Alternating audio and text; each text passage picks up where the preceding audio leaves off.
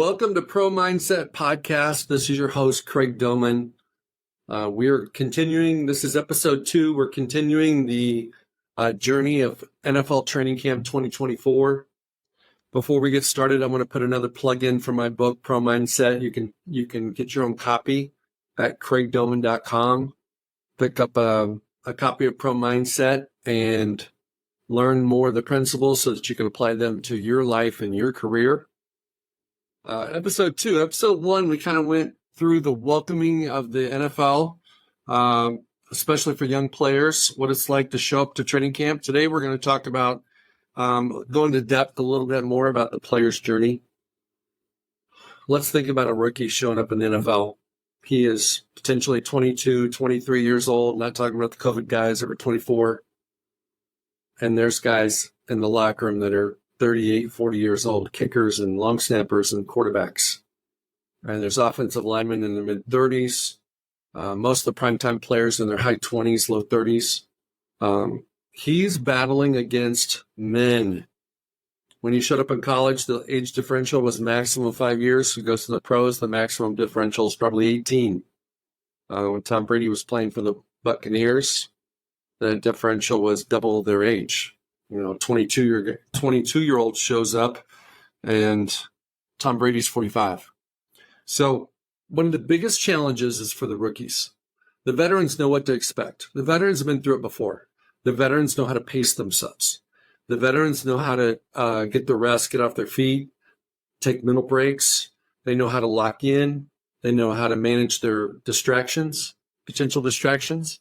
They know how to communicate and connect with their family members, their agent, their circle of influence. They've got it all figured out. They've been through it before. They know what to expect. They know how to prepare for the preseason games. Rookies don't.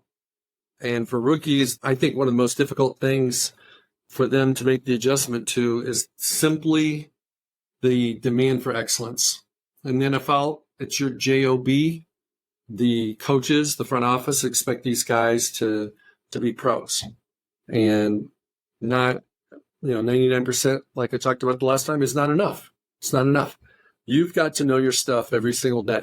You got to get the play sheet, practice plan from your coach before practice.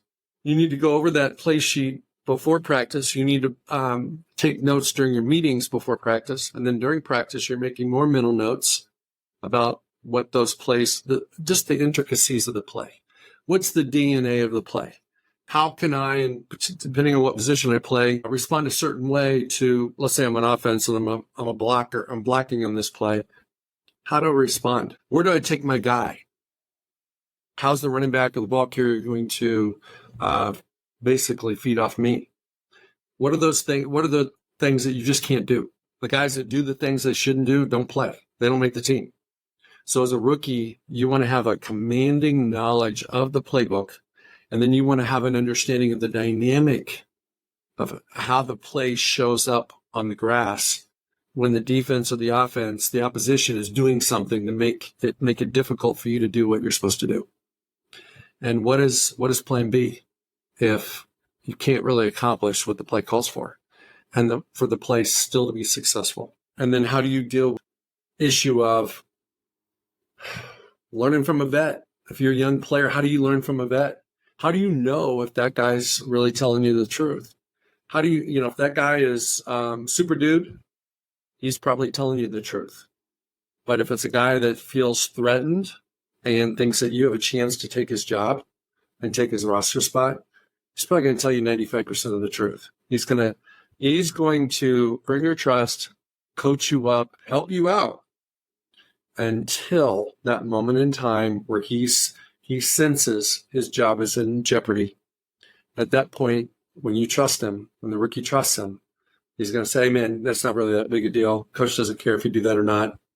And the rookie's going to have that mixed message in his mind when he's in the middle of the play, because the guy that he trusts, the guy that's been there for 7, 8, 10 years, told him, hey, it's not that big a deal. It could reveal to the coaches that this rookie is not ready. And it may mean that rookie's going to get a roster spot on the practice squad instead of the active roster. And the veteran has retained his job for another year. The other thing that happens in training camp that really isn't noticed by the fans and even family members for that matter is the idea that the depth chart really doesn't mean anything. In college football, the depth chart means a lot. If you're number one on the depth chart, when they call for the starters, you run out on the field. If you're number two, they call for the twos, you jump in. Three, so on and so forth. And when the season starts, whoever finished the training camp as the number one is the starter. But the way it works in the pros, because it's a business and because of the economics of the salary cap, and the fact that some teams would love a player that's making a ton of money to perhaps get beat out by a younger player who's younger, cheaper, and healthier. The dynamic is that the guy that's higher in the depth chart actually could be let go or traded the day or two before final cuts. And the reason why they don't manipulate or modify the depth chart during camp is that teams don't want to tip their hand to the players in the locker room, so they start talking and start thinking about things and talking about things that the organization doesn't want them to think about or talk about. So sometimes when the final cuts happen, number one makes it and number three makes it, and number two gets let go. Because if they would have, and maybe the team knew it all along, provided number three showed certain things during the term of training camp, they were going to make that change because economically and salary cap wise, they needed to. They didn't tell anybody. They certainly didn't tell the players. And number two is blindsided, and number three is pleasantly surprised. And then in the event that number three, the younger player, doesn't show up and show out and doesn't earn the trust of his coach, number one makes it. Number two is a very expensive backup. And number three is on the practice squad. So those are the types of movements that take place at the end of training camp that players don't really see coming because they just trust that the depth chart is accurate. But the depth chart isn't accurate in the NFL because by design, the teams don't want the players to really know where they stand so they can make moves at the end of training camp that's in the best interest of the team, not only in personnel and performance, but also in economics. One of the things that's very important for young players is their support system. When you're in training camp and you're in the heat of the battle and you're confused and you're stressed out, and perhaps after the first preseason game, the evaluation of your performance in that game was mixed. Made some really nice plays, flashed some really excellent plays, and also had some middle errors. Players not sure, hey, I don't know where I stand. And the coaches aren't going to tell them. Front office isn't going to tell them. Teammates don't know. Certainly agent and parents and significant others don't know. But the player has to go through almost like a mental processing process to figure out how am I doing? Everybody wants to know how they're doing. In sports, we have scoreboards for a reason. So we can tell who's winning after the game's over and the clock hits zero, who won. Players are trained that way. So all along the way, they want to know where they stand. They would rather be third on the depth chart if there's three guys at the position. Honestly, they would rather be third on the depth chart and know exactly where they stand than be 2B, 2A, and be in a battle for that second spot and not really know where they stand. It is absolutely insane how the mind plays games with these guys because they just want certainty. They just want to know. They want to wake up in the morning, ever since high school. When they woke up on game day, they knew whether they were going to be the starter or not. Most of them were the stars in the field in high school. Most of them were the best player on the field any given Friday night, every game they played in high school. That's why they made it to the NFL. But once you get into the NFL, there's a measure of uncertainty that's very comfortable for players on a mental level because they don't necessarily know where they stand. And so much so that sometimes a guy can be running with the ones, and at the end of training camp, he can get let go. And there's a ripple effect in the locker room because everybody's like, well, shoot, man, they let him go. He was running with the ones. I'm running with the ones. Is my job in jeopardy? How secure is my situation? So there's a lot of that going on. And then I think that for young players, let's dive into the dichotomy of vet mindset, rookie mindset. Veterans, they've been there before. Their energy is different.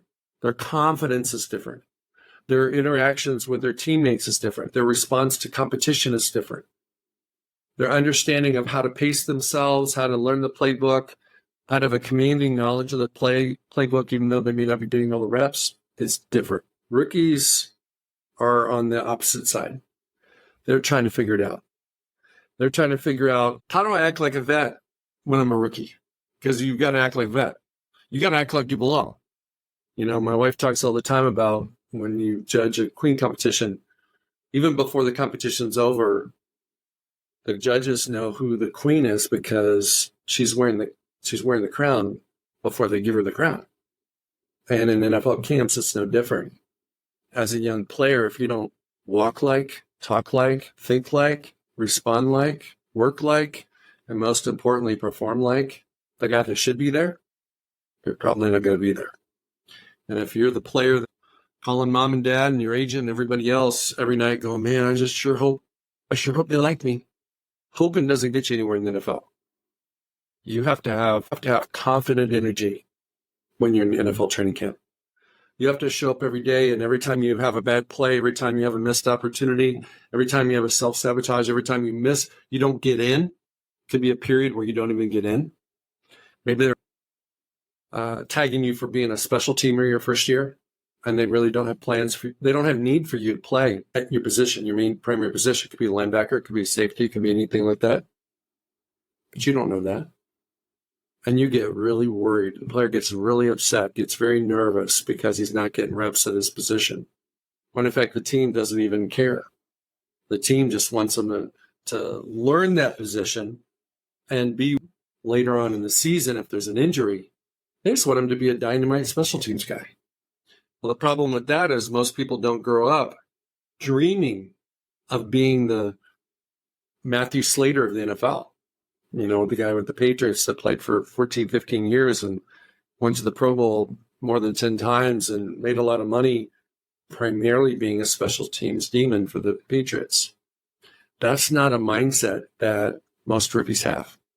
When guys get ready for the draft and they're training in a variety of places and leading up to the combine, that whole pre-draft evaluation process, they're not thinking about, I want to be a special teams demon.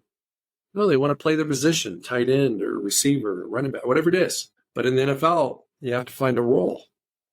You have to fit a role. And teams have roles that are different than what players are customarily used to in college. Every team needs a couple guys on punt coverage that are, that's their thing. They're going to make the tackle. They're going to defeat the block. They're going to protect the block, the punter, but then they're going to make the play on the returner. And that's an incredibly valuable and important role for an NFL team and an NFL game that players don't necessarily realize that that's the equivalent of being a starter on defense, being a starter tight end, whatever it may be. Here's an issue that pops up in NFL training camps that is very, very confusing, very difficult, and can cost a guy a lot of money. And that is, how do you handle injuries? So what happens is if you have a season-ending injury, it's a no-brainer. You're probably going to have surgery. They're going to put you on injury reserve, and you're going to be out for the year. I'm talking about the gray area injuries where sometimes you get the feeling that they want you to play hurt, and player by rule has to disclose that he's hurt. Some of these guys go outside the training room to get treatment because they don't want the team to think they're a hypochondriac. But it's that dichotomy of, do you play or do you not? I remember talking to the Cowboys a number of years ago. Marion Barber was a rookie. May he rest in peace. I can't believe he's gone. But Marion Barber was a star running back for the Cowboys in the early 2000s. And his rookie year as a fourth rounder, I wasn't sure he was going to make it. And so I called the front office and I said, hey, if he doesn't play, Parcells is not going to keep him. And so I called Marion at MB3 and I said, dude, you got to play. It was the last preseason game. It was in Seattle. It was when they had 4 preseason games. And he didn't even get in until the third quarter, but they ran him like 7, 8 times in a row. And then he had a messed up toe going into the game. So he was not sure if he should play. And I said, hey, man, if you want to make the team, you got to play. So he goes up to Seattle does very well, makes a team, but doesn't. He has surgery the next week because that toe was a real issue, and he didn't contribute to the Cowboys until October of his rookie year because of that injury. But it's like if he wouldn't have, nobody knows. I certainly don't. But if he wouldn't have played against Seattle in that fourth preseason game, there's no telling that he might not have made the 53, and he might not have had the career that he had, and he might not have ever played for the Cowboys because somebody else may have picked him up. He might have been a practice squad lifer for all we know. So I think that one of the things that's very challenging for players is when they do get dinged to make the decision, do I play or do I not? And there's a lot of factors. Certainly the number one factor is, is it going to cripple you? Is it going to put them in a situation where if they damage the eye part more, they're not going to be able to play football again? Well, in that case, you don't play.